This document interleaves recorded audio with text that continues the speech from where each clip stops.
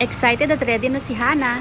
Hi guys! Punta kami ng MOA. Susunduin kami ni Katkat. Gala-gala kahit walang pera. Samahan nyo kami guys. Ayun si tatay. Naghihintay. Hindi sasama, ayaw sumama. Takot sa gala. So, habang hinihintay namin ang sasakyan ni Nakatkat para sumundo sa amin, dito muna kami po sa may harap na Methodist, dito sa may bench, sa may Toda. At habang naghihintay kami sa service namin, binibilang namin ang mga sasakyan dumadaan. Nandiyan na motor, tricycle, van at iba pa mga sasakyan. Eto na, nakasakay na kami sa sasakyan ni Nakatkat, kasama si Lolo, Lola, si Sherwin, si Hana, at syempre si Yuki at si Kane. Patulog muna si Hana, maya-maya uli.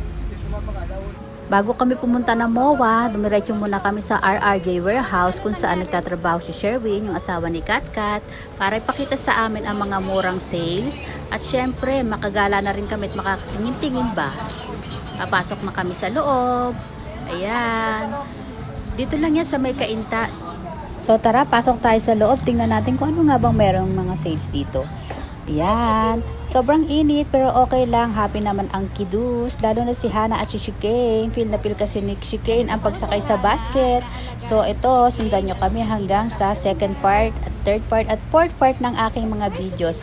Yun lang guys. Thank you for watching. Bye bye.